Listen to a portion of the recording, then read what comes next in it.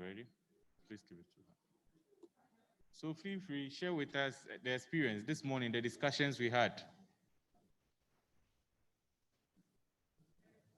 I told you this particular one problem. Okay, Peter. There's a gentleman here. Share with us the experience you had this morning.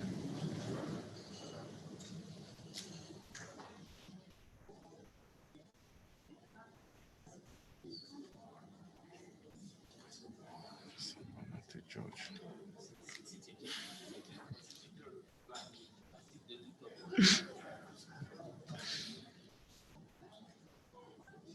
It's not working.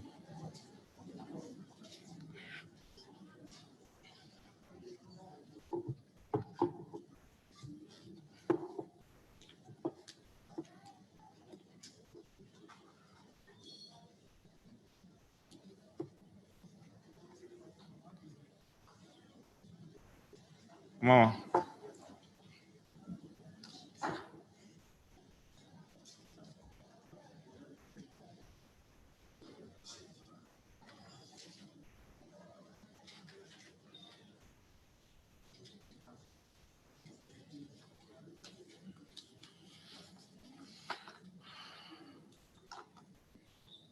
Ladies and gentlemen, we are getting ready for our final session of the day.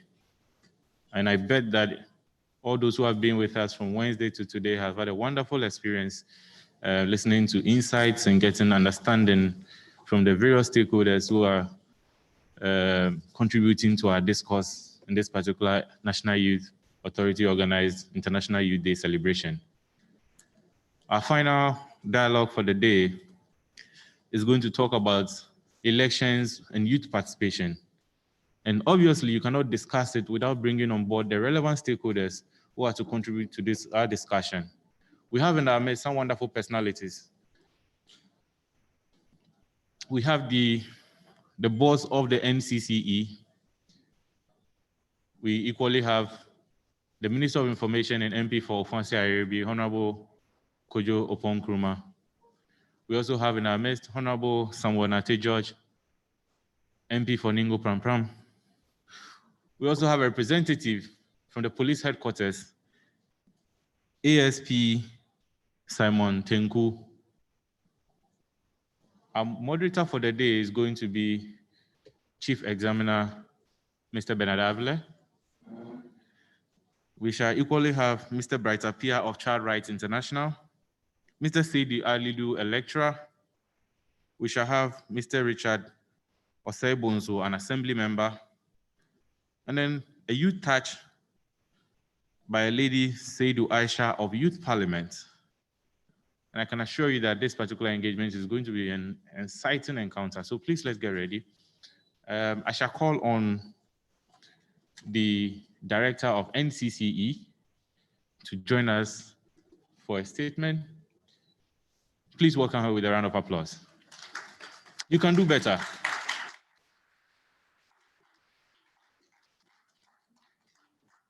I mean, continue with the clap as our mother joins us on the platform.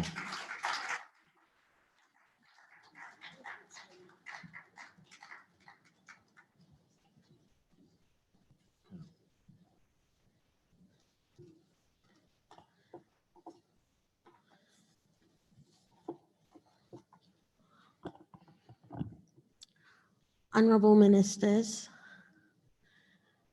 Honorable Members of Parliament, heads of institutions, most importantly, the youth, the reason why we're here, and the media, good afternoon to you. Oh, good afternoon. I was asked to speak on the topic, innovation in youth participation in governance and elections. History has always told us, and we are aware, that the youth have always played a fundamental role in the evolution of politics in our country, whether it has been under military rule or democratic rule. We have seen the youth play a role there. So as the youth, Sometimes I keep saying we because I still think I'm part of the youth. I don't know if some of you agree with me, but as a youth, we are a generation that is central to social and political transformation, especially when our population indicates that with a bulging youth population of 57%, indeed, we are crucial in determining election outcomes. And therefore, in order to ensure that these outcomes are desirable, we must be engaged to determine political trajectories. Unfortunately, we are in an era where we are witnessing a trend of disengaged youth in our democratic dispensation, and where at all our youth have been engaged, it has not always been positive. The creeping culture of vigilantism in our body politic reflects how our youth have become tools of violence, particularly during the electoral season. The predatory political landscape preys on the youth, most of whom may be unemployed or disillusioned with the systems that we have. And therefore, they are ready to do the bidding of politicians with who have their own parochial interests. In workspaces, we see this happen when young people are used to sabotage or promote the interests of those higher up in authority for political expediency in a partisan environment. The youth are disengaged in the day-to-day issues of governance and with respect to their civic duties as enshrined under our Constitution. In governance, if I may ask, how many of us have shown interest in the work of district assemblies, in the work of parliament, and even in the work of the independent governance institutions? How many of us have read the Constitution? So-called developed countries did not happen by chance. There were very deliberate choices and efforts made by individuals, including the youth. Therefore, International Youth Day celebrations as we have today is a call to action, not just for the day, but it must be seen as a way of life. As a country, we continue to make gains in our democratic journey. However, these gains can be quickly eroded if the youth do not understand themselves as a generation who matter in the principles and objectives of democracy, understand what we want in governance and politics, and have the awareness that we have the power to change and to transform. We live in an era where the power and importance of information and communication technology opens our minds to new ideas and experiences contextualized on both the national and the global arena. These give rise to our dreams, our goals, our aspirations for ourselves, our families, our communities, and in fact, our nation and the world. How are we harnessing these opportunities to propel us to make the changes, implement the systems, and transform institutions for the true realization of democracy? And what even does democracy mean to us? How does it trigger our participation in decision-making? And in 2020, what is your role in elections? 3 things I'd like to suggest. Pay attention, stay engaged, and make an informed choice. Pay attention to the issues around you. Listen intently beyond the cacophony of campaign promises. Assess whether it responds to the needs of yourself, your family, your community, and your nation. Stay engaged. Interrogate the message. Interrogate the promises. Are these achievable? Do they respond to our needs? Interrogate the candidates. What values do they espouse? What is their track record? Are they agents or leaders you can trust? And then make an informed choice. A choice that resonates the tenets and values of freedom, peace, accountability, equity, and democratic practice, and unity in development. In a nutshell, be a discerning, patriotic citizen. So as the youth, what are we going to do differently? First, I'd like to, in my opinion, share 3 barriers that I think have prevented the youth from taking their rightful place in governance and elections in this country. The first to my mind is funds. There is a lack of funds that actually empowers the youth to play a role in governance in this country. The second to my mind is the political support. We see most of our political parties where leaders oftentimes are very old. In no way will we call them the youth, except perhaps for positions such as the National Youth Organizer and stuff like that. But largely, our political landscape and political parties have been dominated with much older people. And perhaps one of the barriers again is that the youth themselves have not been properly understood by public authorities. And to that extent, I would also say that there is a barrier because perhaps the youth themselves have not sought to be understood. And if you don't seek to communicate what you desire, it makes it difficult for the other party to know exactly what it is that you want. And so in the inverse, what should we do as a people? I think we need to put in more resources, increase funds that allow and engender youth participation in governance and elections. We need to train our youth in this field. And that is one of the things the National Commission for Civic Education seeks to do. Particularly around election time, we engage the youth activists in the parties and give them a clearer understanding, organize training workshops for them to understand their role and how they can participate effectively in matters of governance. We should increase the political support.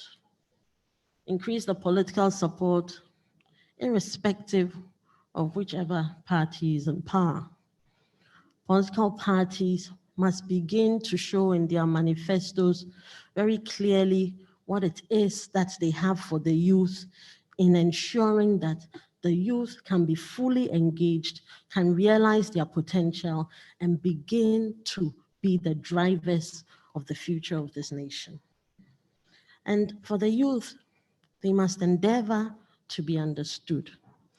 This requires more engagements between youth associations, youth activists, and authority and power. We need to have that constant engagement, though that kind of relationship that ensures regular discourse between the youth and power.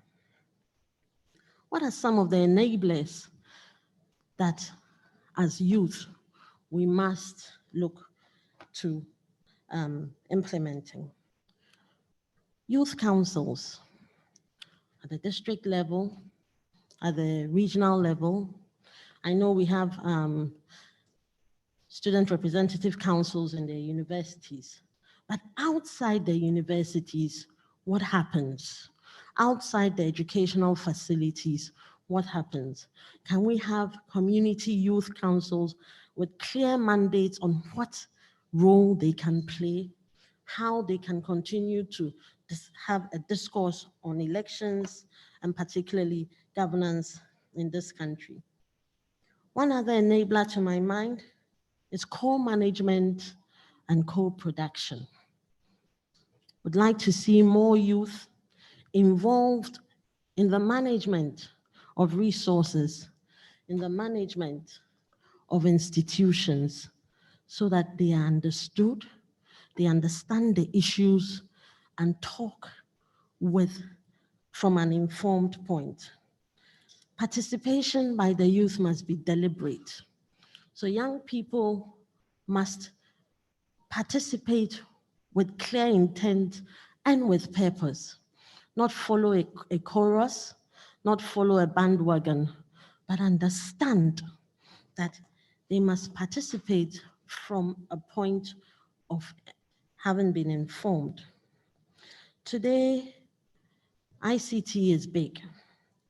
We must increase the discourse on digital participation. That, of course, is no news to anybody. But we would like to see more discourse in the social media space on issues affecting elections and governance. But beyond all of this, I believe that the youth must be peace agents, advocating and striving for peace at all times and in all places, because there can only be one Ghana, and your future is tied to the peace and stability of our country. As peace agents, we should reject violent candidates. I can't stress that enough. And indeed, we should shame political activists who preach violence. The decisions we make affect us in 2020 and beyond.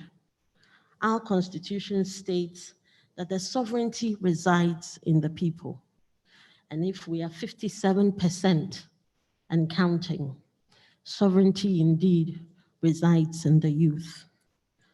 We must remember that youth participation in the political space should go beyond voting to enter the arena of youth candidates who contest elections. And I challenge you that in the role you play in 2020, remember to set the stage that enhances generational representation, that gives you the power to realize your goals and live your dreams of a Ghana that you are proud of. Thank you very much.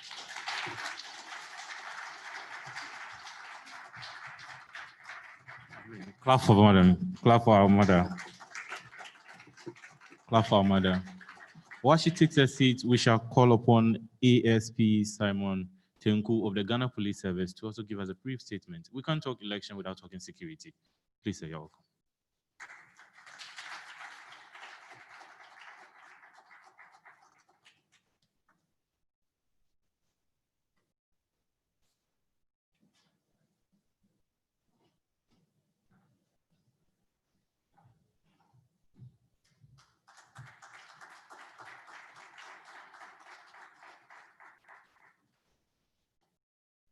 Honorable ministers present,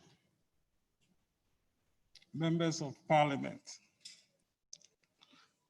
heads of organizations, the youth in particular, ladies and gentlemen.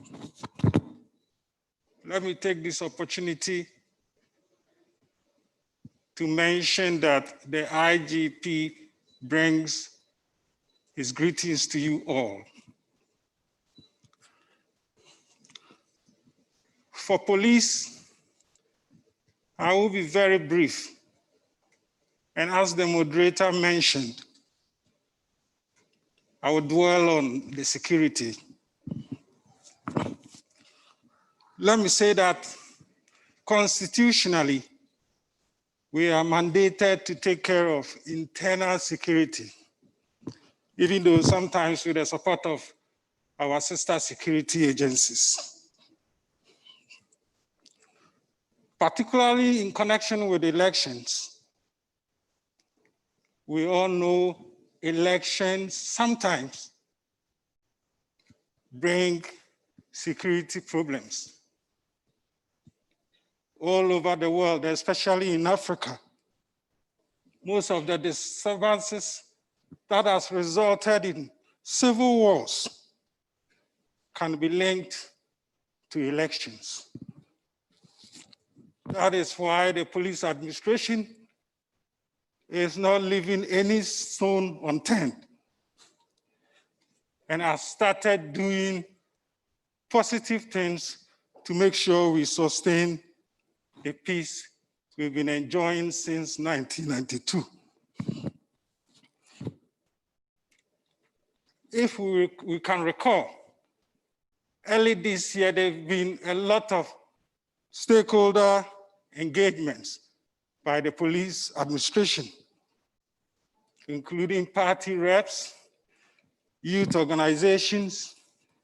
In fact, all the stakeholders you can think of when it comes to elections, all to make sure that we conduct a peaceful election. Just last week, top management members of the police administration toured various regions. And I must say I was opportune to join the IG peace team to Northern region and Savannah region. And the key message IGP was drumming home was the youth to make sure they don't become exploitive tools. Because within the police service, you look at crime statistics, you look at issues that is affecting security, you realize the youth are very, very much involved. They are energetic, and sometimes they become easy tools for violence, especially the less privileged and the uneducated youth. We want to use this opportunity to urge the youth of the country to become peace agents. Let me say what we've done so far to energize and guide the youth to stay out of trouble. You realize, because this is an election year, we have a policy, the school cadet policy. The community policing unit has been going around intensifying the education, making sure a lot of students, especially, join the police cadet course. We also have a policy to organize communities to take care of their own security. That is also very, very high on our agenda. And we can mention a lot of towns, cities that are taking very good advantage of that particular policy. We must all believe that it is necessary and important to sustain the peace we have been enjoying. Without peace, a lot of things cannot be done.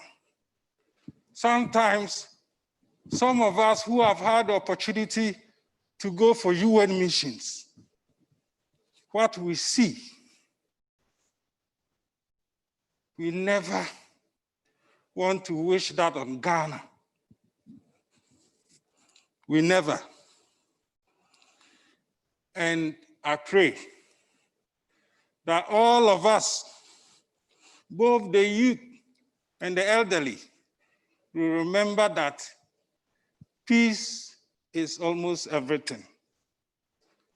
I will end up by mentioning some assurances.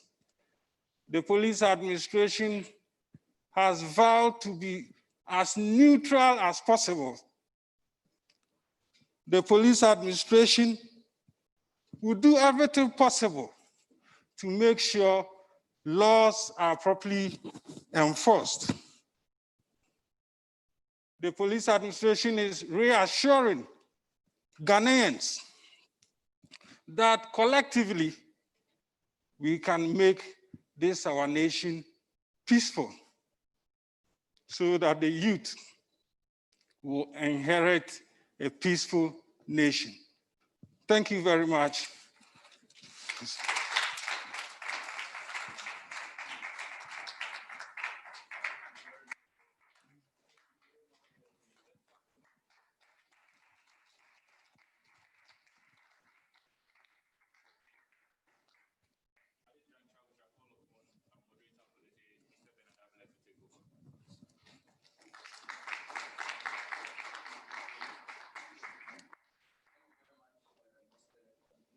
Put your hands together for the MC one more time. Please, have you had lunch? Because I don't know why can't you clap? What's the problem?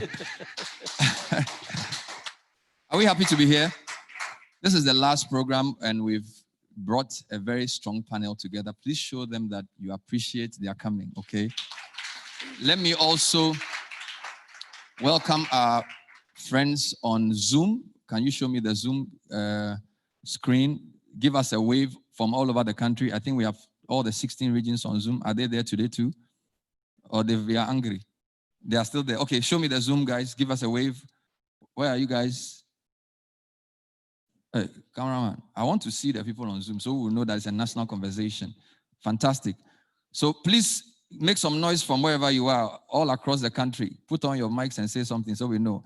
Let's put our hands together for them as they, yes. So we have been joined by various young people from all over the country. Those of us in Accra will not hog the conversation. So as I did yesterday, we have 3 key questions to answer. I will tell you what questions they ask soon, but let me welcome the panel. I'm going to call first an assemblyman for Lankwantanang, a place I used to live for many years, Rashid Osei-Bonsu. Where is he? Thank you very much. Please take your seat up there. He's an assemblyman working in local government. Let me call Mr. Bright Afia, an old friend. Bright is with Charles Wright International, Executive Director. Bright, please come up. We're also privileged to have Senior Lecturer, Department of Political Science, University of Ghana, Dr. Seydou Alidou. Where's Doc? Thank you. Information Minister and MP for Fancy Arabi, Honorable Kojo Oppong-Nkrumah is also here.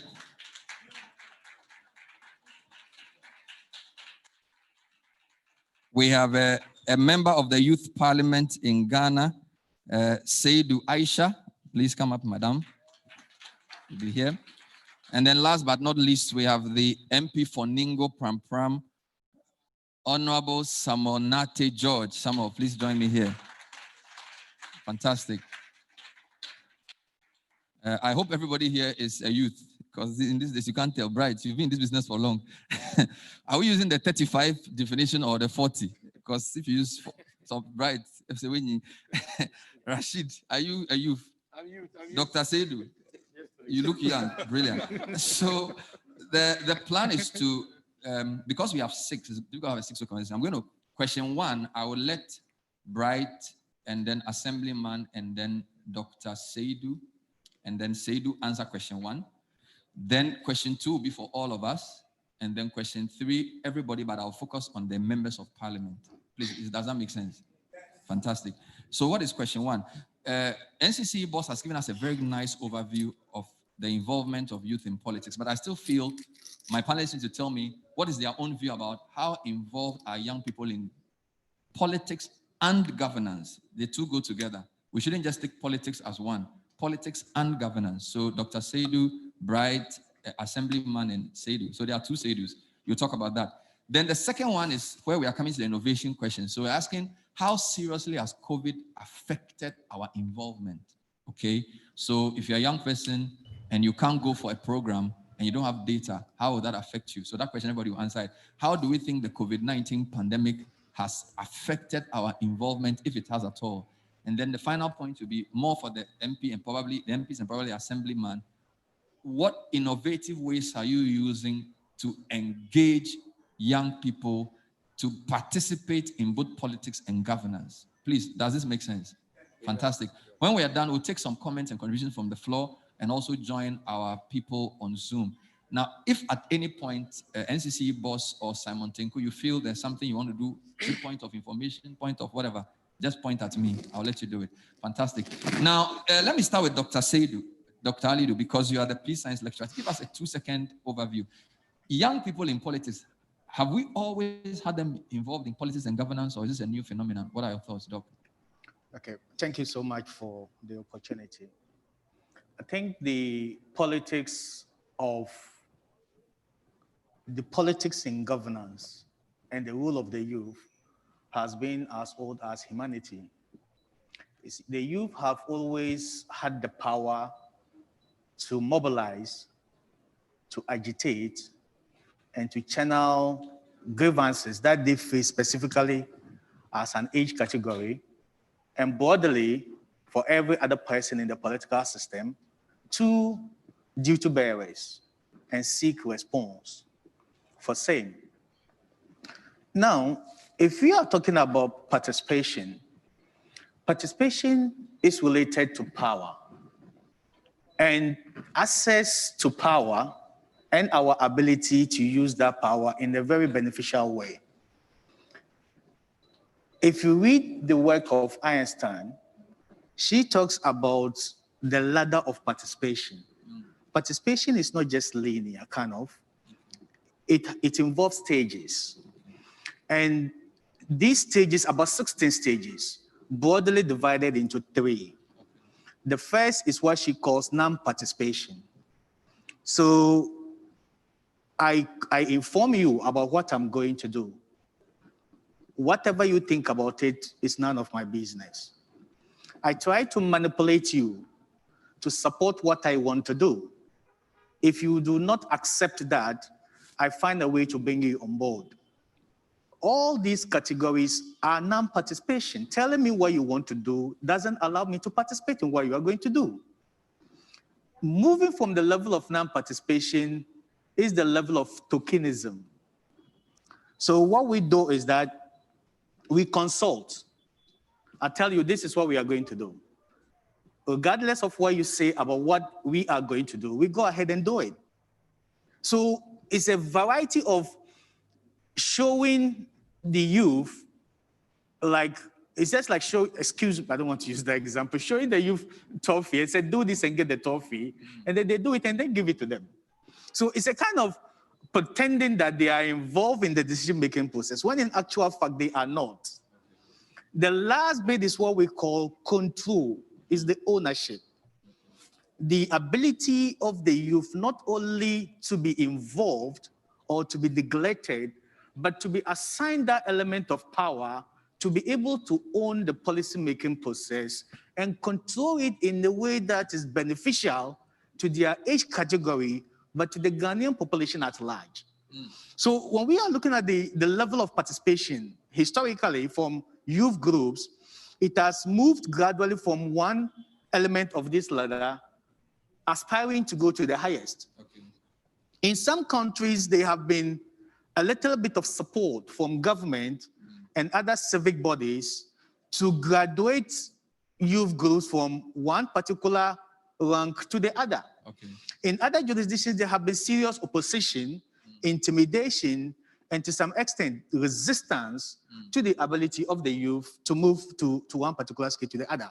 So over the years, if you go back to the history of even the struggles for independence in largely African countries, the youth has been one of the most important building blocks in terms of shaping the activism, but also the dynamism of the level of agitation that has occurred. Post-independence, the youth has been very instrumental in shaping, but also influencing policy-making processes, at most from the lowest level, but aspiring to get to the highest level. Thank you for that fantastic background. So, Rashid Lankwantanai, how involved are the youth in politics and governance in your experience? You know, the numbers don't lie. The numbers don't lie. The youth are the majority. We are in most times the architect of whatever goes on, both social and political and economical. But the challenge is that the kind of societies that we find ourselves, we are restricted to the followership aspect, where we are asked to follow people who quote unquote, have the experience, are matured, have the economic standing, and also have the image to move forward. But you see, the issues are very, very, very multi-faceted. Because I believe that if you take Ghana, for instance, I think now we are doing better than before. It's fortunate that Mr. Bright is here. There are a few individuals who believed in some youth and pushed us through.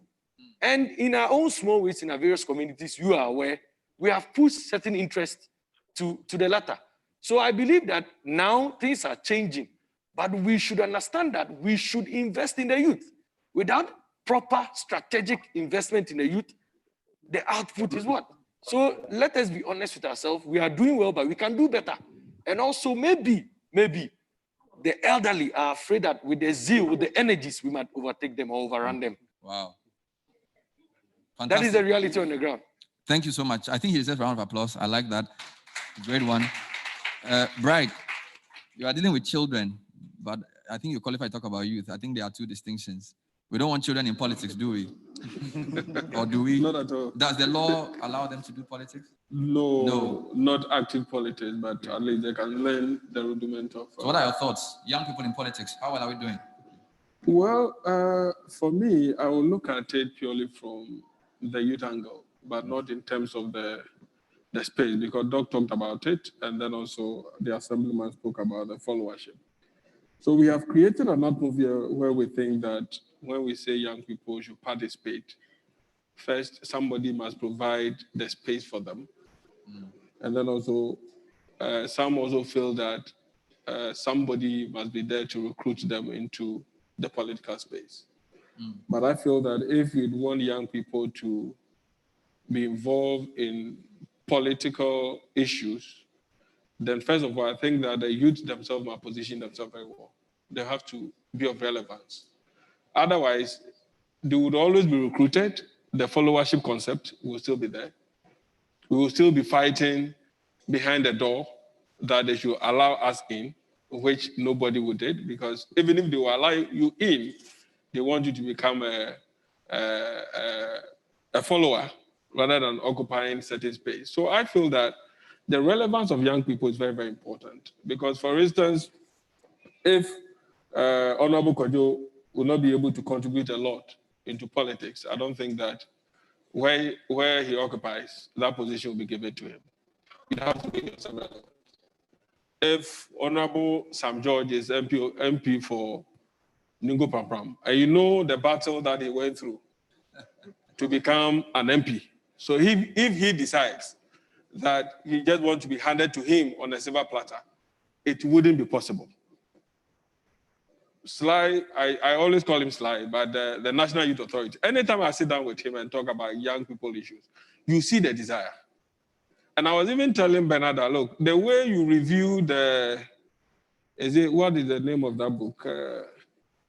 Working with Rollins. I was asking how much were you paid? Because for me, the skills that he exhibited, for me, gave the platform for the book to be discussed. So relevance is very, very important. Let's make ourselves relevant so that when they invite us to the table, they will not decide what we should do, but we can also dictate the pace. Thank you. For the record, I haven't received any money for the review, and I bought my own copies of the book. Aisha, you are a member of the Youth Parliament. I don't know what that is. Tell me what that is, and explain whether that means you and your colleagues on the Parliament are involved in governance, or this is tokenism. So Youth Parliament is actually a youth advocacy platform that enables young people to be able to contribute in developmental issues and decision-making process. So the Youth Parliament is just like the imitation of the National Parliament, only that it is devoid of partisan politics. We as young parliamentarians are looking at how best we can contribute to solving societal problems. So in one way or the other, I believe we are contributing positively in the political system.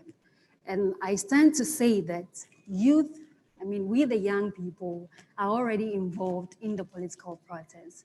I'm saying so because when you go way back to school, when we go to the tertiary institutions, we have the likes of TAIN, TESCON, and NOTES, of which specifically TAIN and TESCON are political associations. These young people go to the field, they do most of the work. They campaign and canvass for votes for political parties. So this is just a clear indication that we young people are actively involved in politics. But I still think there should be a space for us as youth. I'm trying to say that when you look at the institutions, you hardly find young people leading. But when you go deep down to see the works that are being done, I mean the administrative work and any other grassroots work, it is being done by the young people. So if all these things are being done by us, do we think if we are allowed to lead, we cannot do better? I think we can do. Fantastic. I like that. I think what you said, which has hit me, is you are involved in politics, but not in governance. That's essentially what you're saying. Yeah. You are involved as the tools in politics, but when it comes to governance, and you've proved as young people that you deserve a place at the governance table. We can do better. Fantastic. Just a quick one. How many people are on the youth parliament? Okay, so the youth parliament, we have a standing order. Per the standing order, we have the district youth parliament, that is a structure. We have the regional youth parliaments and the national youth parliaments. So currently we are in the stage of the district youth parliament formation, where every district in Ghana has as to a youth parliament. So most of the districts at the moment, for all I know, have formed and inaugurated their youth parliament. Some are still in the process. I know for sure that some regions have inaugurated their regional youth parliament.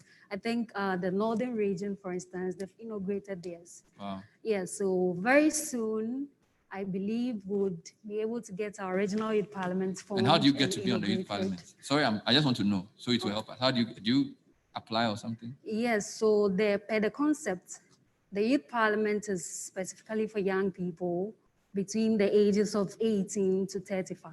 Okay. So representatives are drawn from various youth groups. Okay. Persons with disability. Okay. And other young persons who are interested to become members of parliament. Of youth parliament, sorry. Super. Means I can't join. I'm older than 35, so my time is gone. All right, let's talk about how COVID has affected youth involvement in both. And I'll start with you and then I'll go around. How has COVID, have you been able to meet during the COVID period since March? Has the parliament met at all? Yes, so COVID has come to serve as a challenge to us. I believe if not for COVID, we would have had almost all the regions formed and inaugurated their youth parliaments.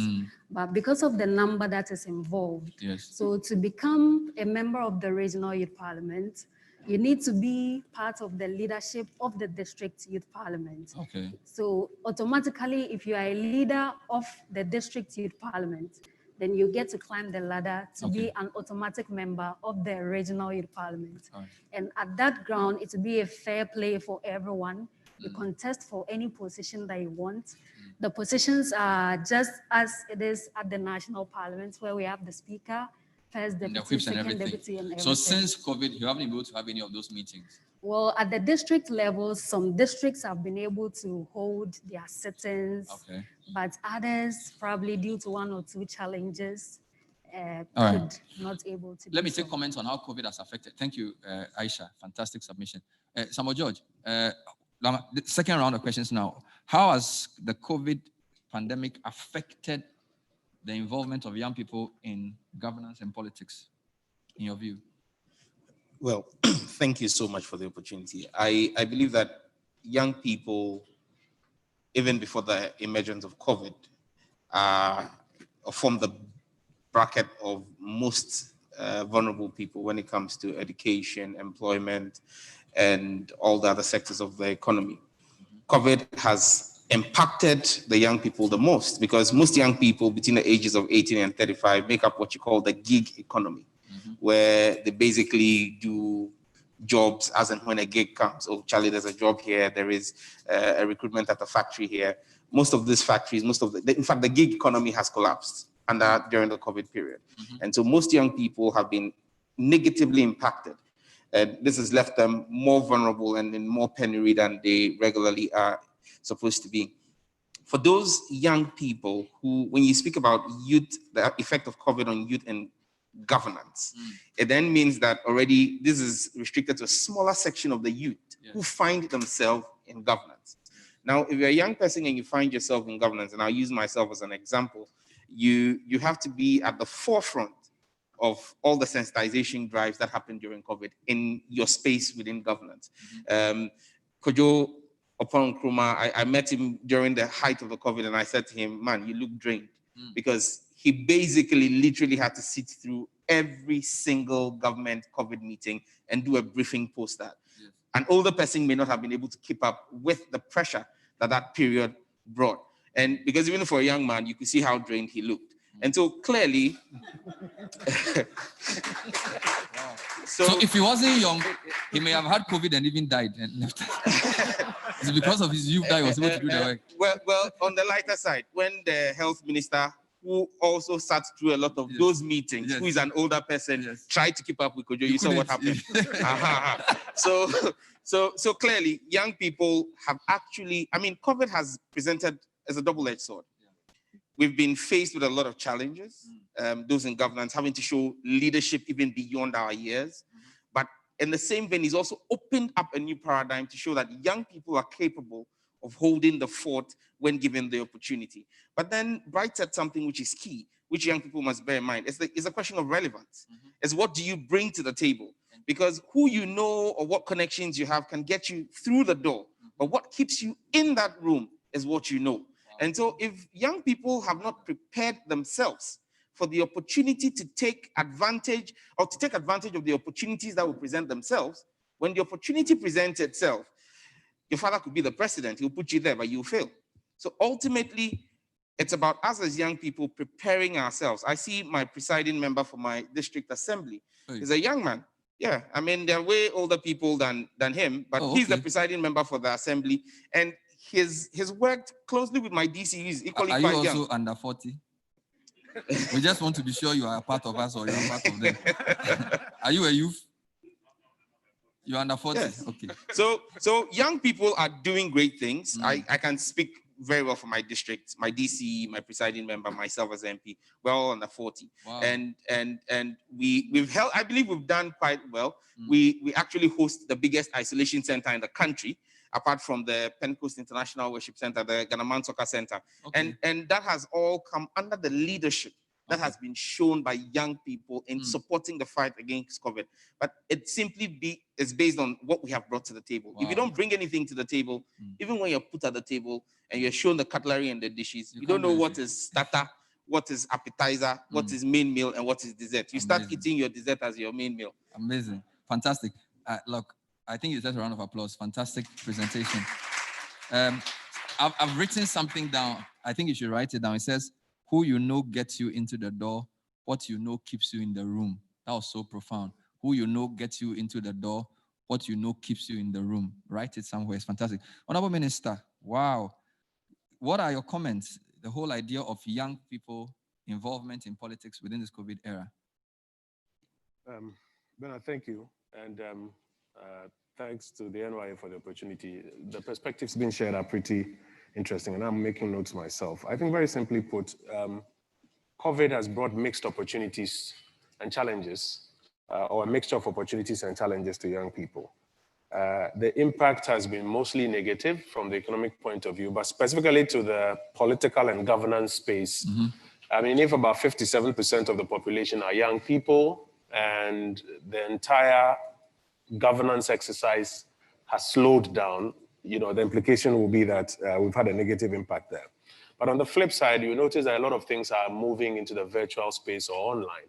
You are demonstrating that here, that despite the fact that this hall can host only about 200 people, if you have about another 500 or 700 people across the country who are participating through these virtual platforms, then there's a potentially positive outcome there, because then more people, some of who could ordinarily have not come down here to Accra, get an opportunity to participate in this exercise. So negative immediately, but potentially positive. But in the end, it comes to how we use or how we spend this potential positive outlook that COVID has given us. These virtual and online platforms have early adopters, mostly young people who are on these platforms.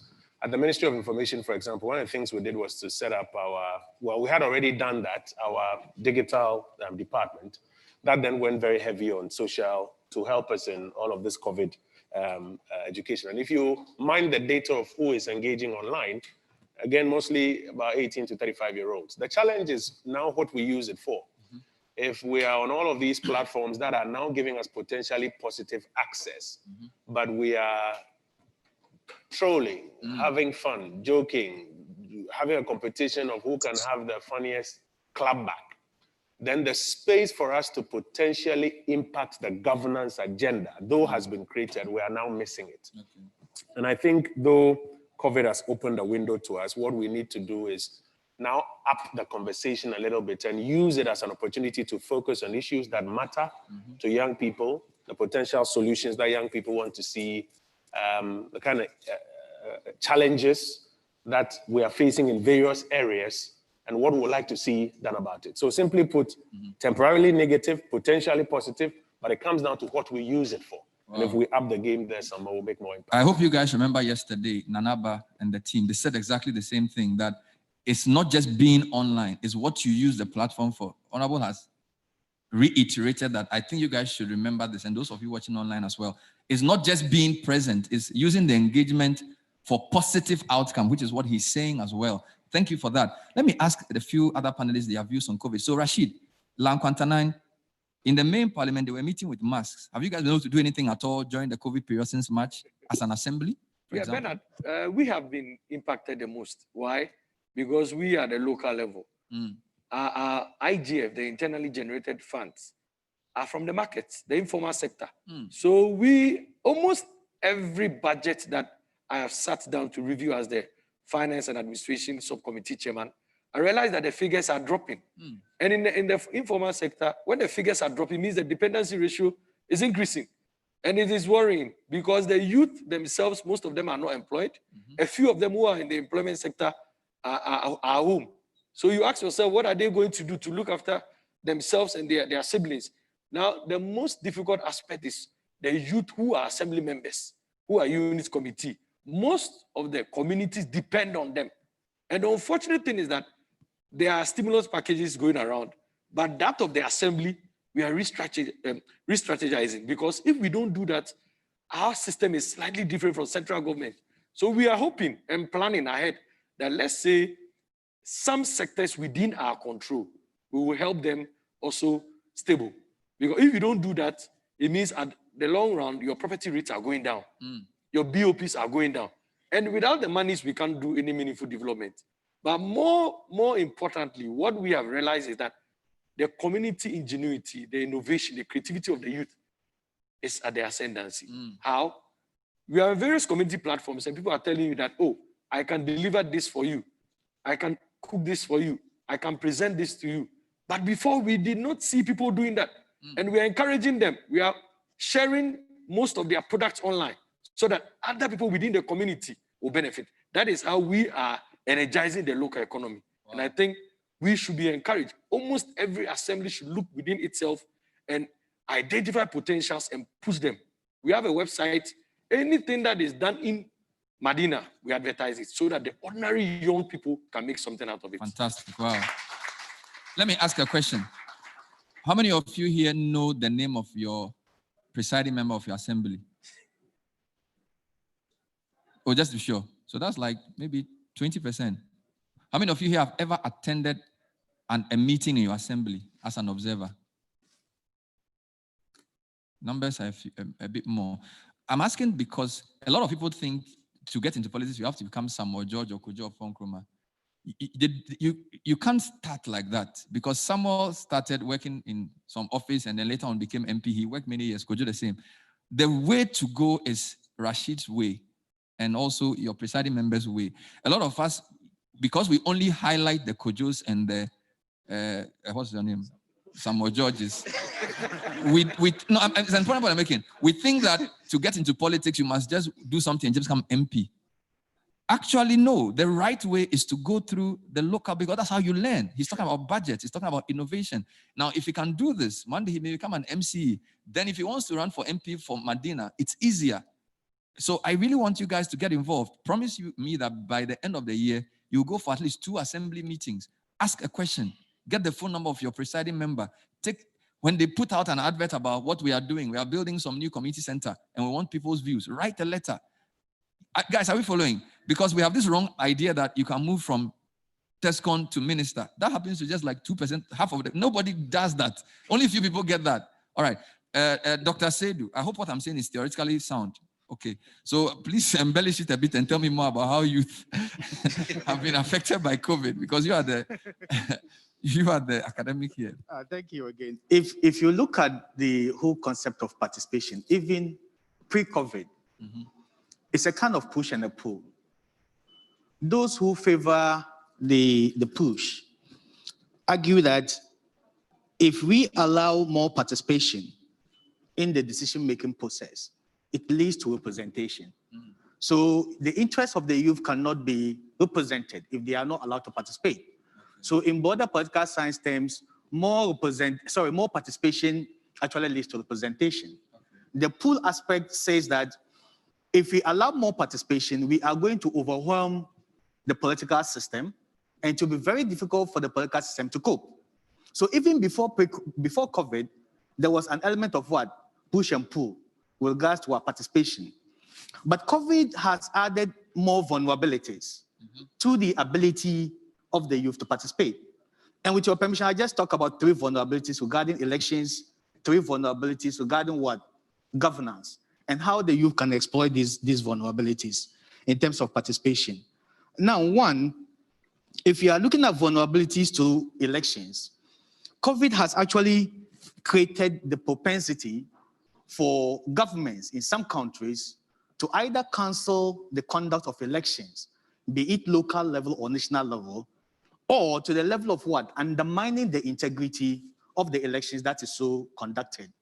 And if you look, about 40 countries across the world have faced problems of what? Cancellation from either local level to the national level. It has also presented an opportunity for a kind of what? Score settling, where governments have actually targeted youth groups that are very vocal in seeking accountability. In some cases, opposition parties, civil society organizations that have been so vocal in wanting to get the level of participation that is required. Governments has been able to actually score settle them and then attack them in ways that are not good. The third has to do with backsliding in our democratic dispensation, where democratic values, ethos, and norms are gradually being undermined. If you look at it from the terms of governance, there is the tendency to over-concentrate power. COVID has provided opportunity for the enactment of emergency laws, and governments have the tendency to abuse these laws in terms of freedom to move, in terms of freedom of the rights of the people to participate. Governments have also used the COVID opportunity to tighten grips on information. So there have been this element of passing fake news legislations, repressive cybersecurity regulations, and to some extent, the use of what? Internet censorship. And that is one of the basic ways the youth can participate virtually in the decision-making process. So if government decide to use this, the new normal to attack the element of what? Participation in terms of information, it undermines our ability to achieve the push bit. The last bit has to do with opportunities for corruption and then strengthening social cleavages. If you look at COVID, we have a lot of countries or governments have had loans or set up COVID funds, and a lot of money has gone into those funds. How are relief, resources managed in the era of COVID? So these are some of the vulnerabilities. There are a lot of them. So if the youth get an opportunity to participate, these are some of the very issues that they will have to monitor. in a very innovative way that can make their voices heard, rather than use the platform that they get to do something else. Fantastic. Wow. Wow, this is awesome. Guys, go to school. School is good, oh. He has given me 6 points in less than 2 minutes. Amazing. Doc, you are powerful. Bright, I'm coming to you, then I'll come to Aisha. Then I'll ask my last round. The last round is the question about how we are using innovation to solve the problem. Bright, what else can you say about effects of COVID on youth participation? Well, for me, every moment or event that happens, it's an opportunity for young people to explore that space. I'm saying this because when things like this happen, especially where it makes the adult population more vulnerable, they would also intend recruiting young people to occupy that space. You talk about those who are taking care of the COVID patients and all that. But the biggest opportunity is that the effect of COVID on young people is less. So it means that young people will not die if you want to die.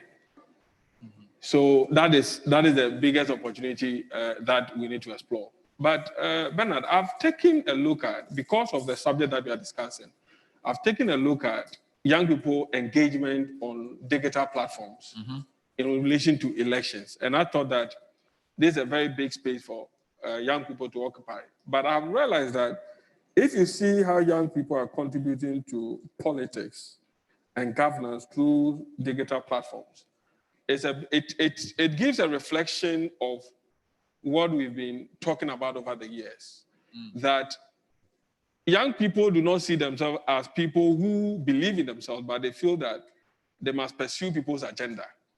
You know, so for instance, they use a platform that is so huge just to talk about somebody because the person has a potential of becoming the president or MP, or sometimes a subject matter, they will just describe the person, oh, you do all.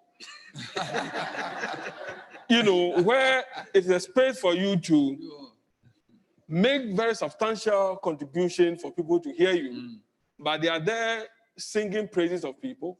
So for instance, oh, Kojo, today you do all, definitely you become president one day. Please, you are killing the ambition of my brother. He is nurturing something, and it's a process. I'm not. Right. You are out of order. You have made a nice one. I'm just using that as an example. I'm just using that as an example. Please don't misquote me. So for me, we are underutilizing that digital platform where we can use that to talk about substantive issue. And this sometimes I want to also bring in NCCE to let people know about how even we can engage young people. Because whenever people are calling for young people to do something, they are equating young people to violence, or they are asking them not to be violent. If they want young people to go into politics, go do this. If you go and vote, or if you're going to register, don't go and cause mayhem. But you have forgotten, you have also failed to tell us how young people in politics are doing well. That can also be a platform for us to also say that is what we want to do. But the space that we have now, looking at COVID, is the digital platform, which is more important for young people. So anytime that we have such platforms, be it radio, social media, or TV, I think that the messages and the things that we send should be more of policy driven than to seek to promote somebody's agenda, which has no bearing on the kind of thing that you want to do as a young person. Thank you very much. I like that. Yes, you want to enter, yes. Please give her a mic, I beg you, whilst we do that. Let me remind you that she told us 3 things. Pay attention, stay engaged, make an informal choice. Borrow my mic. Make an informed choice. Okay, so thank you very much to the panelists, and great discussions going on. But we're talking about the digital space. And oftentimes we forget that in as much as we see strides in digital penetration, we still have a critical mass of the youth who have no access to the digital space. But we often overlook that significant group of people and more or less focus on the digital space. So I want to talk about the relevance of the youth who don't even have the digital space. And today we have looming crisis when it comes to the environment, for instance. And it doesn't take digital space to plug into these aspects of very critical national concerns. Today, if you go to our marine fronts, totally polluted. Our forests, totally depleted. And we see countries who are seeing this opportunity in the adversity that we find ourselves in COVID, where they are deploying young people who are unemployed in these times and beginning to really add and contribute to this very critical part of our lives. Because let's face it, if the environment is gone, so are we. And you see young people in Burkina Faso, they're using young people in times of COVID to plant more trees. In other countries, they're using unemployed young people in the farms. So planting for food and jobs, for instance. There are many young people who are unemployed now. Why don't they plug into that aspect of development? And then again, we're looking at, as I said earlier, our forests that are depleted. Why don't we have people employ young people going into that aspect of building our society? And right, it's true, we talk about young people not being a part of violence and all of that, but we also do a lot of role modeling conversations. In most of our flagship programs, we have role models who go out and we showcase them to the young people as people that must be emulated. Thank you. Thank you for that intervention. Deserves a round of applause. Thank you. I'll take a short comment from Aisha on the effects of COVID. And now the last question, as I said, the MPs will answer, then we'll open the floor. So Aisha, you haven't said anything in a while about the effects of COVID on you and your colleagues in the youth parliament and also as young people in general. So with regards to the effects of COVID on the young people, just as I mentioned earlier, as a result of COVID, most of our activities we were unable to carry out because we will need to meet as a house and have an in-house discussion. And I believe seated here in the auditorium are young people, my colleagues, young people from various youth groups who also in one way or the other had to probably cancel their activities or reschedule as a result of the protocols that we need to observe. And again, some are also probably faced with financial challenges, which is also an impediment. Because when even you organize a Zoom meeting, you need people to come online, they will need internet bundle. And when we talk of internet bundle, we also look at areas that are deprived. There are some areas that we do not even get access to a network to make phone calls, not to talk of browsing. So what about those people in those areas? They are also in a way being affected. Fantastic. All right, so nice internet thing. Samuel George, your final comment, because you are a member of the communication committee, you may talk about this as well, the issue of data, she makes reference to it. But the question to you then is, what innovative ways are you using and should we be using to get our young people better engaged in governance and politics qualitatively? I believe that looking at the landscape when it comes to access to the internet, which is basically the enabler in today's world, we do not seem to have an even spread. We've got huge penetration of mobile telephony. But when it comes, our national mobile telephony coverage is somewhere in the region of about 83% of mobile telephony coverage in the country. However, when it comes to data penetration, it drops to just about 45%, especially when you're talking about 3G data and above. You're talking about 4G, you're talking somewhere in the region of just 25%. That's where the real problem is. And last week in Parliament, I had to ask a question on behalf of the Member of Parliament for Afram Plains North to the Minister for Education, asking how kids who could not have access to the e-learning platforms of the Ministry of Education. And in some of those villages and islands in Afram Plain do not even have electricity to be able to watch the e-learning channel on GTV or follow radio, how they will make up for the academic year. So this is even for children. So then you can then imagine what's happening for internet access and taking opportunities of the internet. These are real challenges. In my constituency, for example, and how I'm making use of the youth, a fantastic opportunity presents itself.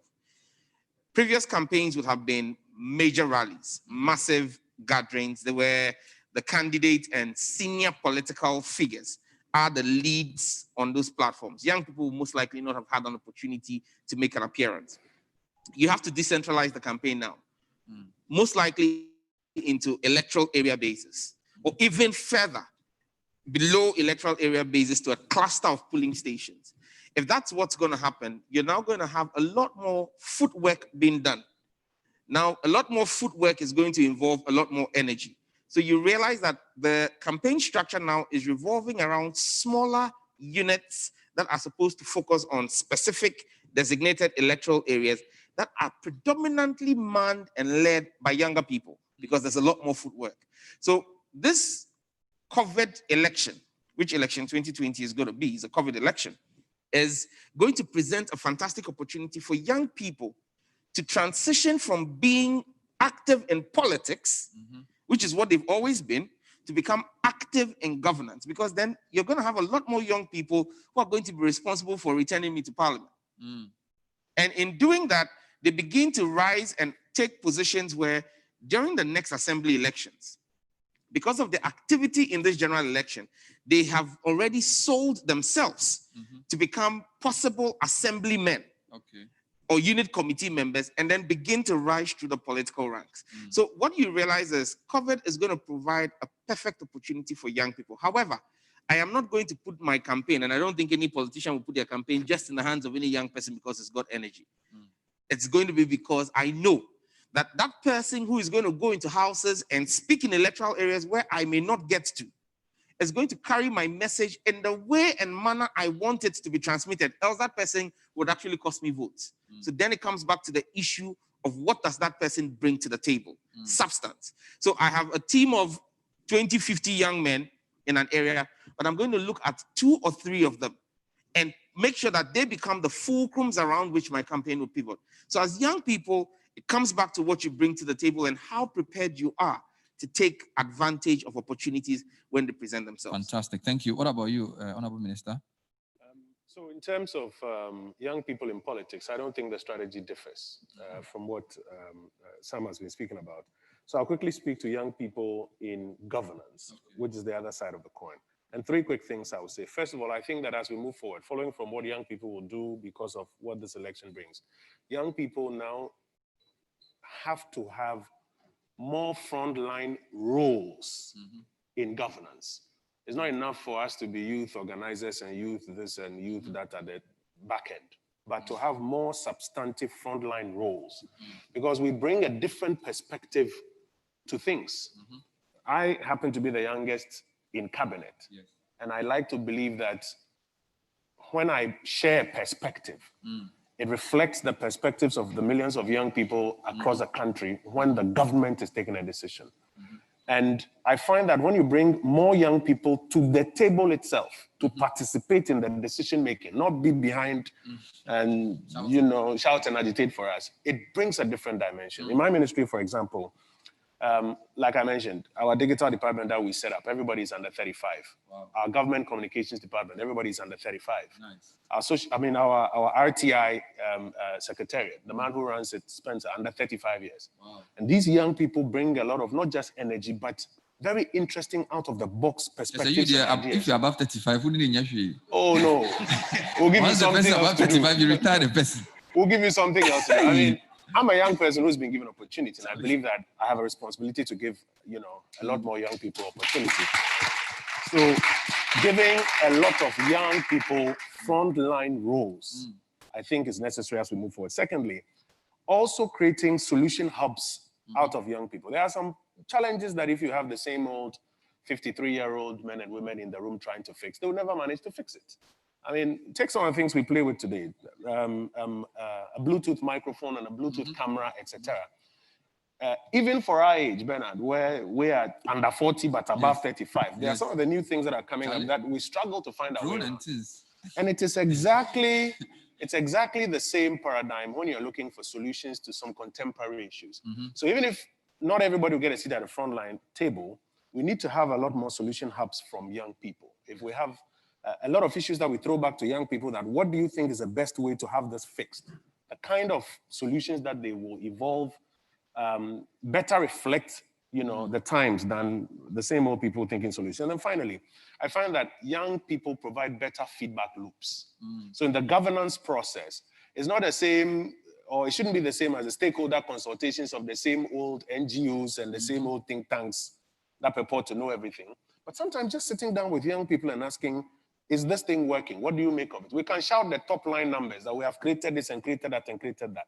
But if we sit with more young people to ask for feedback, we get more qualitative feedback, which we can input into the process. Yesterday, for example, by this time yesterday, in my constituency, I was meeting with about 150 young people in a town called Bernase, and I deliberately refused to meet all the senior persons in it because we had done so much, but the feedback vibe was not good enough. And so I went in, I said, I don't want to go with any of the political execs. I just want to sit down with the young people who had stopped going to the farm and had stopped their Okada bikes, etc. And by the time we sat for 1.5 hours, my eyes were like blown. Wow. I was like, wow, I'm wasting my time thinking I'm doing this. But the perception of it on the ground is very different. So I find that in the governance process, the third layer, feedback loops from young people, we can get a better system if we do that. Great stuff. Okay, guys, we've heard a lot. Let's give some feedback loop, right? So questions, comments, straight to the point. You don't have to have a question. You can just say, look, I agree with this, I disagree with this. Or share a story. I'm doing this as well. Or there's something I'm doing. We'll take about 3 or 4 here. Those guys with Zoom, please get ready. We'll be happy to hear from you as well. Today, I'm seeing randomly NYA Ashanti. We didn't hear from you yesterday. NYA Easton, Mustafa Campbell, Engineer Lawale, something. Get ready. Abdul Basit, I see you. Give me a wave, Basit. He's not hearing me. He's watching football. Name, straight comment or question. Yeah. My name is Joseph Koblan Wemako, and I stand for human rights. And I'm also a youth advocate. Human Rights Reporters Ghana is my organization. Okay. Now, interesting, thought-provoking comments up there. And this particular quote by my brother, Sam George, just gave me some adrenaline. It was so high that I have to. Who you know, let me just, who you know gets you through the door, what you know keeps you inside the door. Am I right? Inside the room. Pardon? No. Okay, inside the room. Because if you're inside the door, you can't go anywhere. Okay. So you have to enter the room. I stand to be corrected. Thank you very much. Now, let's do something here. Let's underline the who. Who? Yes. Who? Okay, so that means if I don't know somebody with all the intellect, the talent, and everything that I get, I cannot enter into that door to even remain there. Now, my question is going to... the door, my brother. My question is going to span from that angle, okay? Now, I don't know if we have a statistics of youths who are doing well. Now, Mr. Honorable Kojo Nkrumah said something concerning governance, more frontline roles into governance. Yes. I don't know, because a lot of youths are doing so well in that area, not just being a youth organizer. I know some people that I can mention, but I won't mention. But I would like to find out, okay, even Aisha, the youth parliament representative, made point, stressed categorically that the youth are doing very well. And I know that we can agree to that, okay. Now, okay, so I want the question. So the question that I want to ask is that we know that a lot of youths are up to task. Yes. Is there any statistics that proves that youth are not up to that standard? Okay, now. So hold on. You are saying that even though a lot of young people are doing well, yes, how come they are not getting the frontline roles? Exactly. That's what you are the saying. Point that I want to make. And you are saying, what's the evidence which prevents young people from getting the role? Is there any statistics Besides, this thing contributes to what? Abuse of human rights. I get it. The human rights people should. Fantastic. Thank you. Fair question. Thank you, Joseph. Great one. Yes, madam.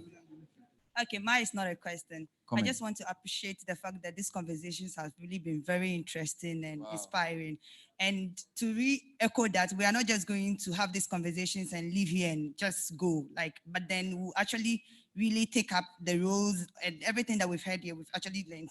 But then it's not really a question. I think I got hurt in a way. This goes to Honorable Sam George. When he was saying that he's actually having a team of young men, I got disturbed. Why not young men and young women? Because we really need to fight for women. Thank you. Yeah, sorry, what's your name? What's your name? Samiha Yunus. Thank you very much. Samuel, you have to learn how to talk. Yes. Thank you very much. My name is Ijara Larry Chibara. I am representative of NEMA Excellence Awards and project lead for Zongo Youth Agenda 2030. Good. I feel quite privileged to be part of this engagement process. And in terms of relevance, as was mentioned earlier, I believe we as youth in Ghana have to make ourselves relevant. And in that regard, the Zongo Youth Agenda 2030, which I am leading, faced some issues or challenges, I should say, when the lockdown was declared in Ghana, because we were at a stage of making more consultations nationwide. And so we could not travel to certain communities to consult youth within those communities. Nonetheless, instead of launching our agenda in June, we have had to launch it just last month. And what we are doing is we are seeking to monitor and evaluate the implementation of SDGs in Zongo communities. In And Zongo, how is that going? How is it going? It is going quite well, because we are working on putting everything on an app, which is the Zongo Development Tracker, Great. so that we can track everything live. Thank you very much. Thank you very much. Guys, let's be patient, okay? Let's exercise patience. It's not everybody who can speak as quickly as I do, so please just allow. Okay. And I've learned, I had to do this for 19 years to be this good, please. Madam, go ahead. Okay, my name is Matilda Nyakon, and then I'm very honored to meet Honorable Kojo Nkrumah. I used to work with him at the monitoring unit, and I'm happy. And my issue is that He's the only one you're happy to meet. Yeah, happy to meet. I've been longing to meet him personally, but I never had a chance since I left. So I'm happy to meet him today. Maybe I can get my message across to him today. Because the thing is, not all the youth want to be very aggressive and vocal. Because not everybody wants to be known in the political front line. Yes. Some youth want to be involved in governance and in politics, but they want to be very calm and then very quiet and contribute their capability. But the thing is that if you are not very aggressive, very vocal, you don't get access to these bureaucrats or these authorities. So behind, you can't do much. For instance, when I was serving at the monitoring unit, I launched a book, Leadership Challenges and Opportunities, which was designed for the youth leadership, like their goals, how to achieve their goals and everything. And I thought that I could have the chance to meet Honorable and then give him my plan, but which I never had. So some of us, even though we are very passionate to get involved, we are not getting the opportunity. And talking about innovation, I think farming is the way to go. There's no need for Ghana to import tomato and onion from other countries. Thank you. And we have opportunity to produce. And then looking at the masses on the street, we can categorize. Those who have not been educated, we can use them for planting, and those who are educated for packaging, some for processing, and we can create jobs through farming for the youth. Thank you very much. Thank you. I just wanted to say that the question in there is that, do you have to be loud and aggressive to be noticed? Because obviously she's articulate, she's intelligent, but she couldn't catch the eye of whatever. So you may want to share some of your experiences with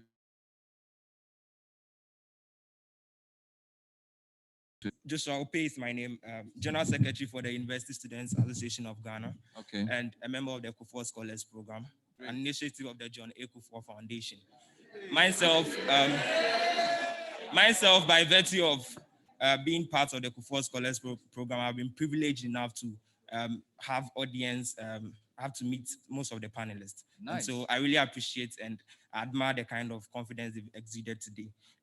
I would like to touch on the statement by the NCC chairperson, who I actually have a letter waiting for her at her office to be at our public lecture, August 29th. She is talking about the fact that we should have more community youth organizations springing up. Yes. But here is the case where most of the times when you go back to your community, myself coming from KNUST and then going back to my communities to whom I formed Emerging Suhum Leaders. That's a group of young people to actually take up some kind of mantle and try to solve some kind of issues in the community. But then here is the case, we found it very difficult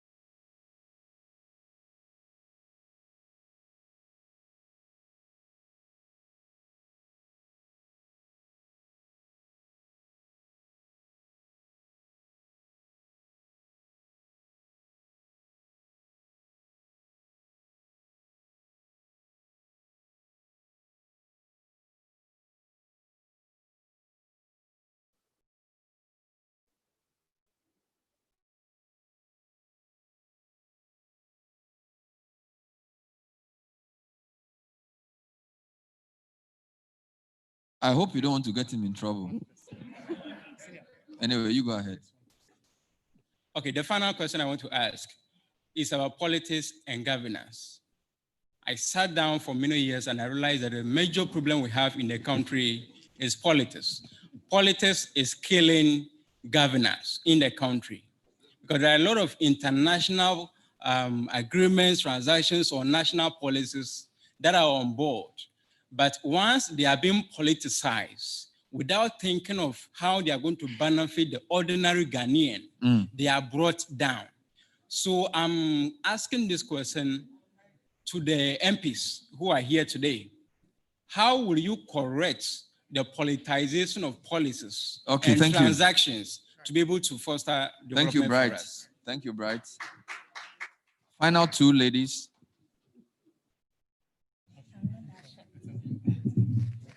All right. Thank you, Bernard. And thank you to our panelists. First of all, I am adding up to something Mr. Bright said. And first of all, my name is Anita Inshira Bonzi, Speaker of Korle Klottey Youth Parliament. Okay. I would first of all like to commend the NYA for setting up the Youth Parliament at the district levels Sharp. that seeks to help the youth engage Thank you. themselves in the decision making at the district level. I think they deserve a round of applause. Yes, indeed. Slide, you too. Okay, so Mr. Bright clearly said that the youth today do not believe in themselves and they see themselves as people who must move the agendas of others. And I'd like to say that is very true. Last 2 years in Uganda, we had an issue where people coming from, the youth coming from other African nations clearly looked like this was what was happening in some parts of the nation. But sadly, in Ghana, I have come to realize with my experience with the just ended voter registration exercise that a lot of the youth have become weapon of mass destruction than nation builders. And there is a need for us to set our priorities right, know what we want to do from what time to what time. Then we put ourselves under qualified mentors to be mentored. You don't just get up from one point and you become a minister, or you get up from the other point and you become a member of parliament. It's a process, like they said. But I'm also hurt that the Honorable Minister didn't say that in his office, the young women below 35 years are given opportunity. He also said the young men in his office below 35 years. So, Honorable Minister, you guys are listening closely, Pao. Yes. Please, next time you should let us know that there are young women in your offices. Yes, we will be. Thank you, Anita. Thank you. Thank you, Anita. Finally, yes, madam. At Luke, a deputy director with Ministry of Youth and Sports. Please. I'm Francisca Atluk, a deputy director from the Ministry of Youth and Sports. And listening to this, coming to this program since Monday, I couldn't resist playing the gender card. And I'm putting that when we look at participation of young people in politics, women and young girls are disadvantaged. And it's not because they've not been given the space. Young women, especially during this COVID time, have been given the space. They have ample space on social media. But what are they using it for? They are using it to project themselves. They are using it to say that, oh, if I look this way, I'll get this, I'll get that. So they are not inspired. Some are not inspired to be innovative. They are not inspired to take advantage of the moment, to use the space that they've created on social media to develop themselves. So if you've not developed yourself, then how are you going to participate in the space? Because yesterday I was so disappointed that there were so many young ladies here, but most of them did not ask questions. And there were so many on Zoom, they didn't ask questions. Because if you become an observer, you continue to be an observer and somebody will take decisions for you. So I want to use this medium to encourage the young ladies that you have the space. Use the space to empower yourself so that we won't come back 20 years, 15 years, that we have less women participating in governance, less women participating in politics. Because as we were young, what space did we use? What did we create for ourselves? Because I was happy Aisha and co, they are doing well. They are young ladies like those here. So please use the social media space to participate well and make sure that your voice is being heard. Thank you.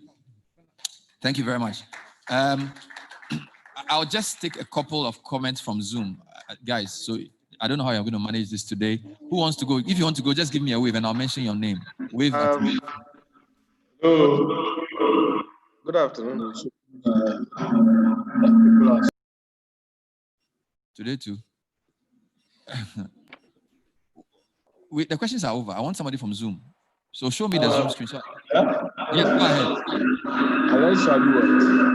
Good afternoon. My name is Samuel Garba from Ashanti region.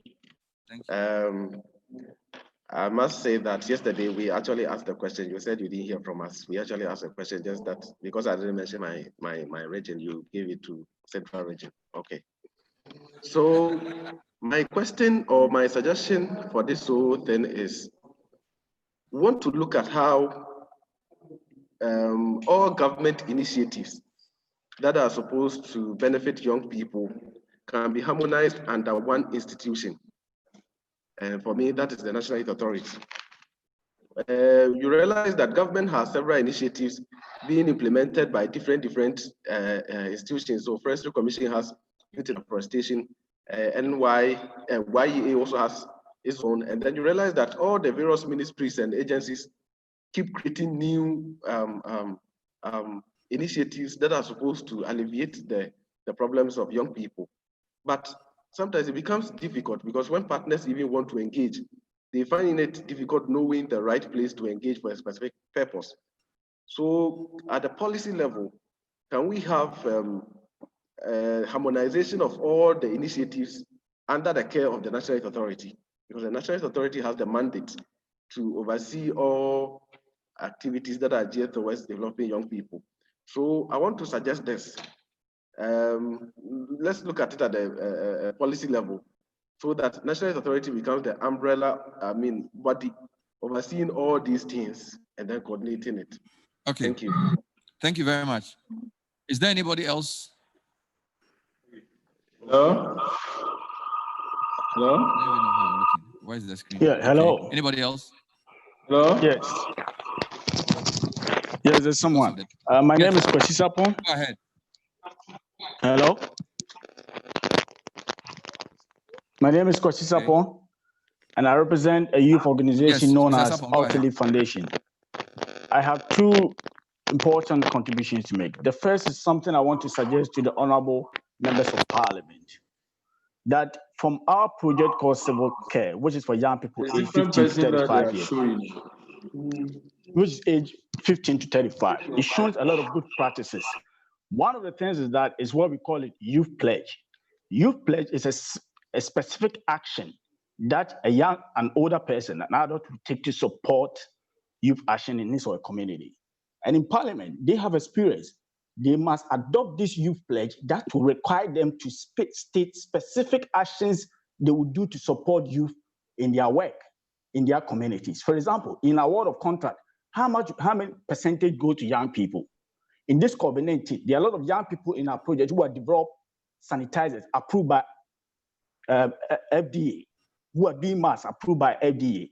How many of them are bought to make sure that indeed, in these challenging times, they can make? We can also show there are a lot of young people who are using the creatives, the culture, writings, to be able to console and comfort people. For example, on the Mandela Day on the 18th, there were a band of visually impaired young people who were in senior high school, junior high school, and universities, who together made a big concert on our thing to console society and people who are going through suffering during this period. The other point is what we call youth-adult partnership. Examples of it have been given. We must build the youth-adult partnership. If you don't make a deliberate thing to build that youth-adult partnership, there's no way we can pass on or get them into governance or whatever. Civil skill is an entry point. When you say a civil skill, a young person who is equipped with a civil skill become aware and conscious of the things in his or her community. That young person will take initiative. And on the International Youth Day, which on the top of this, we showcase on a webinar youth actions that have been taken by young people without support from anybody on their own. Some of them are distributing masks, they have approved. Some of them are doing different things on their own. So what we're saying is that when I hear people say the young people are not doing much, I'm disappointed. If you talk to young people, for example, on the National Peace Council, there's no young person on the National Peace Council. At the same time, at the regional levels and the district, there's no young person on the Peace Security Council in the regions and district. We need to get them in there. Thank you. The point is well made. People can do that job. Guys, I need to bring the Zoom to an end because of time. I really apologize. I know a lot of you want to comment. What I want to do is about 10 or so questions have been asked. We can't answer all. So I'm going to ask each person to pick the question that resonates with you or the comment that resonates with you and lace that into your closing comments. Does that make sense? Great. So I'm going to start with Rashid. Anything you heard that resonates you want to address, just pick it and answer. On the level of creativity and innovation, I believe that with the social media, the youth should weaponize it. How do we weaponize it? You see, the artificial environment created now has given we the youth the opportunity to take advantage and set the agenda. We the youth have issues. We believe that when we talk, we are not heard. But this time, because we have the numbers, we should organize ourselves. Mr. Bright said it right. We should organize ourselves. We should position ourselves in such a way that when we echo, those in authority will listen. And also, we should agree that when it comes to issues of youth, there should not be partisanship. When it comes to youth interest, it should be an idea designed, engineered, and being advocated by the youth. More importantly, the youth should understand that they are next in line for leadership opportunities. And every individual has the spirit of leadership in him. It is not necessarily going through the mill. It is not necessarily going through some training, which is very, very important. But you should believe in self-efficacy, that you have something that can make you lead. If we don't get that, we could go through all the trainings. We could go through all the support, the resource and everything. But we need to believe in ourselves. Sure. And my final statement is that this election is our election. It is the election of the youth. For the first time in our political environment, let the elderly understand that we are going to use social media positively. We have some young men, when they go online, on Twitter or whatever platform that they choose to, thousands of the youth follow them. We, the youth, should engage those young men and young women to set the agenda, to let those in authority understand that it is our time. Thank you, Rashid. Powerful. Rashid Osei-Bonsu. Bright. Yeah, for me, we as young, I don't know whether I'm a young person, but young people must always know, political lecture is here, that the kind of system that we practice, no matter what you do, people who will manage this country must be elected to a political system. There's no two ways about it. So if you really want to make impact, you'd also have to learn the process of being part of that system and stay relevant in that system. Beyond that, we will only be recruited for people's agenda, and that ends it. Relevance will end at where they feel that you can. But I feel that, first of all, as young people, we'd have to position ourselves very well, have a desire for patriotism and nationalism. And I always say that, look, if you're a young person and you belong to a political party, your enemy is not the one in the other side of the party, but your enemy is a person who is an elderly person who doesn't want to become a statesman, but want to be part of the whole agenda of doing things. Because we feel that young people must be gradually molded to occupy certain space and all that. So for us, as young people, I'll end by saying that let's begin to open the doors ourselves. Okay. If not, I won't open the door for you, will tell you what to do. Thank you, sir. Dr. Seydou Alidou. Thank you so much. A young man mentioned that he was talking about government and politics. He said the problem in this country is politics. I don't think our problem is politics. Our problem is partisan politics. You cannot live without politics. And quoting the words of Aristotle in his famous thesis called Politics, he said, man is by nature a political animal. We are all part of the political system. You cannot live without the political system. So our problem in this country is not politics. Politics is about the study of power, consensus building, public affairs, authority, and all. Those are the fundamentals of democracy. So it's not politics, it's partisan politics. My concluding remarks. When we are talking about innovation, because of the role of technology in globalization, and also because of the category of this generation, Generation Z, we are so concerned about technology and the use of smartphones and all those things. We always think when we are talking about innovation, it's more about developing a new technological product. That is not the case. Participating in decision-making innovatively could just be what? Using a different strategy or a different method from what has already been used, or combining methods to get the desired results. It could be rethinking about a problem, developing a new idea, a groundbreaking idea. So you don't need to be an IT person or somebody to be innovative. Even we all have the ability to think, and we can think innovatively. And that's what we need to do moving forward. Thank you very much. Aisha. For me, I think usually when we talk about the youth, we talk about the future. But I always ask myself, when is the future? So I say the future is now, because we already have a lot of young people with greater potentials who are doing incredibly well in whichever field that they find themselves. Me as an individual, wherever I am, I try my possible best to do whatever I have to do. And I believe I can be appointed or elected to a state institution to lead. Just as any other young person seated here, we all have our potentials.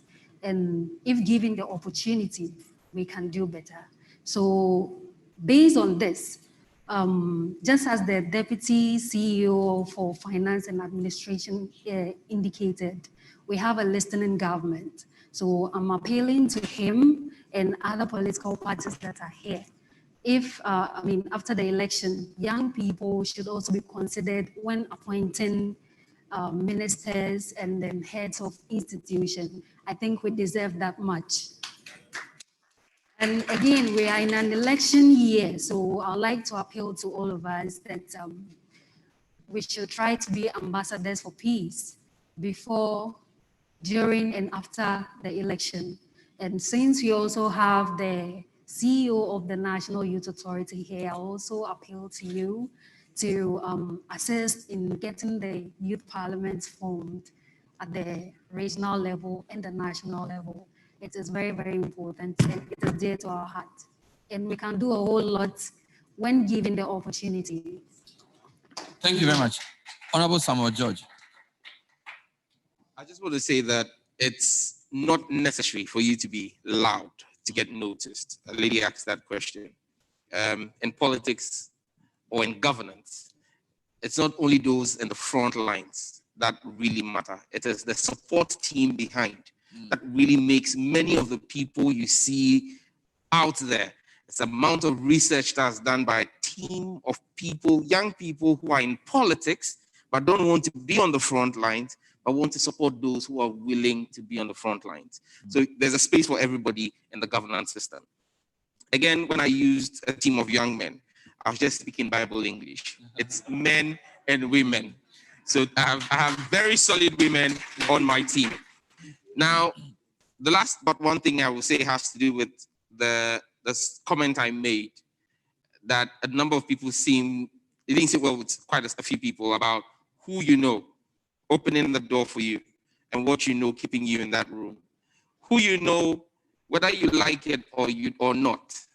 I should just spoke about the fact that whoever forms the next government should appoint people. Somebody is going to make those appointments. When you want to take office in any place, private sector, you would go for an interview. Someone would notify you of that interview. Someone must pick interest in you.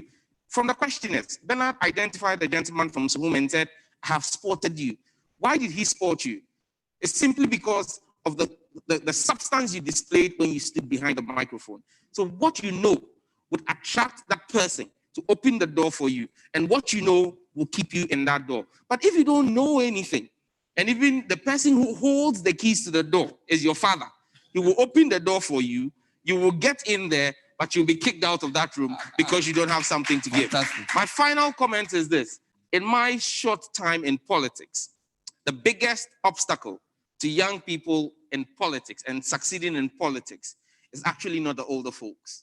It's ourselves as young people. We hate to see each other rise. We hate to see each other succeed. There have been times, and look, he's here. I walked up to him one of the days during the COVID thing and said to him, bro, you're in the other political party, but I'm proud of you for what you're doing for young people. Because at the end of the day, he's making a solid case for every young person to aspire to become a full minister. Many people under 40 are told, you're good enough, and you have to be a deputy because you can't be a minister. Yeah. He is a shining example of how in the middle of a pandemic, a young person can actually be substantive. Why should I not celebrate him? But why should I have, at the end of the day, if as young people, we amplify the agency of each other. Together, we can rise. You look at the old folks and they work together. The young people, we fight each other. Let's stop it and we'll rise together. Wow. Maybe you guys should have a youth caucus in Parliament. It would be nice, a youth caucus. Kojo, you have the last word. I think I've learned more than I've contributed to this panel. I just want to appreciate our colleagues and the various perspectives that they have shared. And I want to say to Nyako that after this panel, I'd like to see her book and see how we can support her to push it out a bit more. My very final word, and as I kept hearing, give us opportunity, create access, open the door. My mind went to Alice Walker. She's a Pulitzer Prize winner. She has a New York Times bestseller. And the book is titled, We Are the Ones We Have Been Waiting For. Wow. We are the ones we have been waiting for. Half the time we're waiting for somebody to appear on the scene and to do something for us. But in my foray into politics, I found out that actually the forest as it sits there may look like it has a lot of trees in it. But if you are able to pick up whatever you have in your hand, you know, that cutlass, and begin to weed, before you realize you'd have cleared a lot of space. I am privileged to have a president who, though very old, believes in making a very young person a substantive minister in a very tight ministry. And I talked to George a lot about it. We talk a lot behind the scenes on what we can do and what can't do. But not everybody would be given an opportunity. Sometimes you have to take it up yourself. So my parting words would be that we are the ones we are waiting for. And we have to get up, pick up our cutlasses and weed this forest. That's fantastic. Wow, super. Big thank you to the panel. You know their names already, but just for the record, let me mention their names again. We had Rashid Osebunzo, Assemblyman Lankwantanan, Bright Appiah, CEO of Charles Rice International, Dr. Seydou Alidou, Senior Lecturer at the Department of Political Science, University of Ghana, Legon, Aisha Seydou, Youth Parliament of Ghana, Honorable Samuel George, MP Ningo Pram, Honorable Kojo Ponkroma, MP of Washa Irebi, Information Minister. We had ASP Simon Tenku, who gave us some good context. He is from the police headquarters. He's in the PR side. And of course, our guest speaker, amazing, Madame Josephine Nkrumah. Thank you so much. Now, 2 quick acknowledgements before the announcement. We want to say a big thank you to Sly. I always say that a leader, an effective leader, is somebody who can get things done without necessarily being the one doing everything. Yesterday, everything was going well. And I said it's a well-led organization because you're not here physically, but everything happened very well. So let's put our hands together for Sly. He didn't have to come and hold the mic and say, hey, move here, move here. No, great leadership. Thank you. And his deputies have been awesome. Nelson and the team, fantastic. They call me even in the night. I can't sleep. Every day they are harassing my life. Thank you. Where's the guy? What's the guy's name? Obama, whatever. And then announcement. There's lunch for everybody. The invited guests will go through this door. And those of us who are ordinary like you and I will pick our chit from the back and go and eat downstairs so we can interact. Let me welcome Nook's president. Yes, Nook's president. Let me invite Sly to come and make a quick.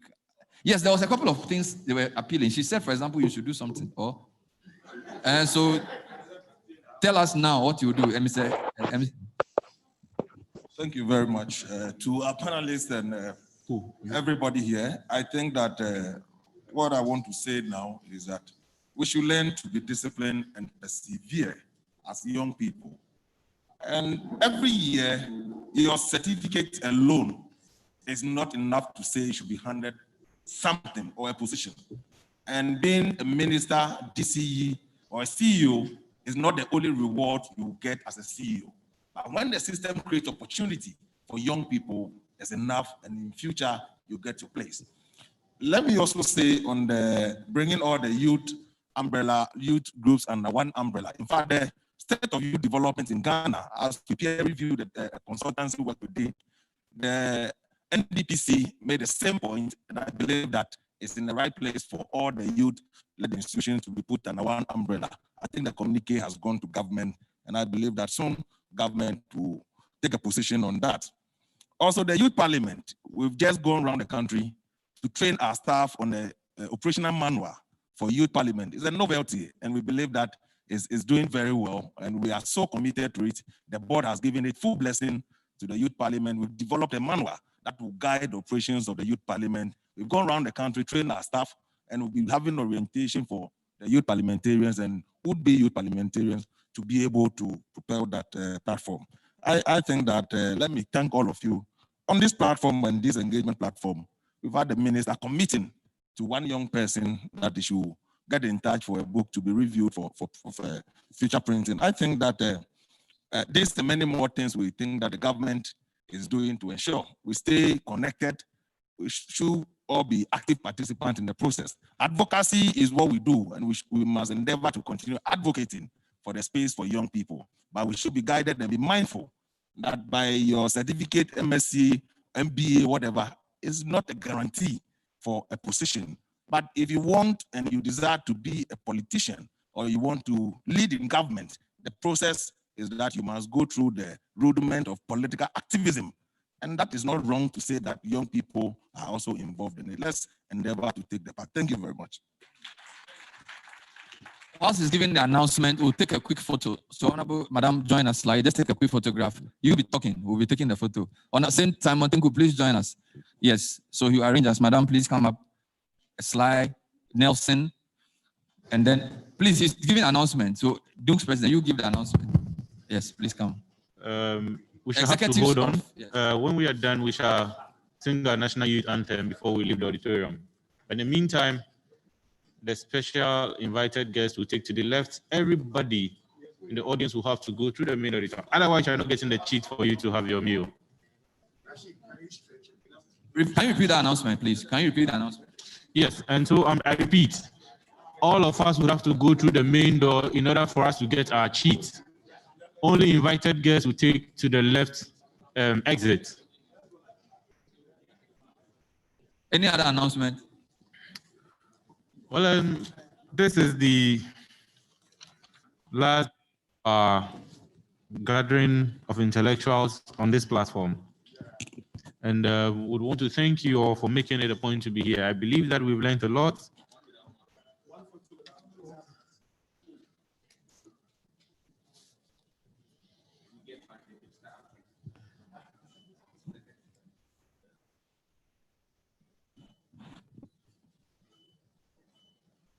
Thank you. Please go ahead. Mr. Right. President. And so please, shall we rise for the national youth anthem? I can't even find you.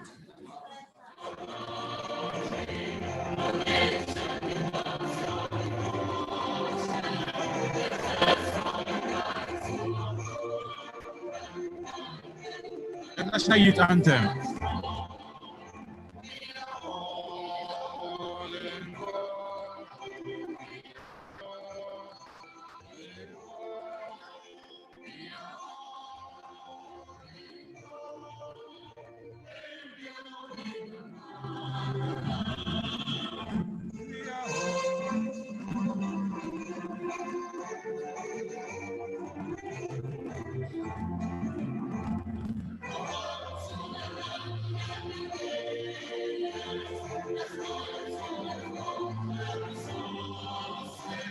Let's sing it once again.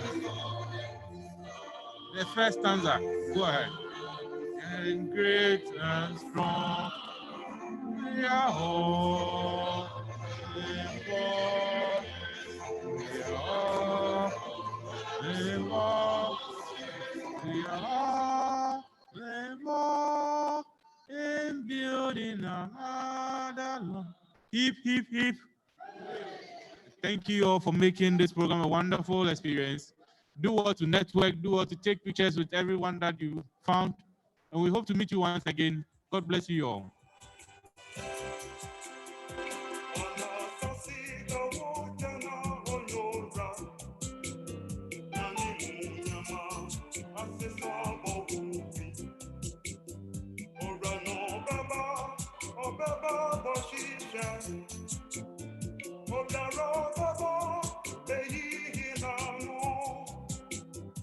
Another see the water now on your rock.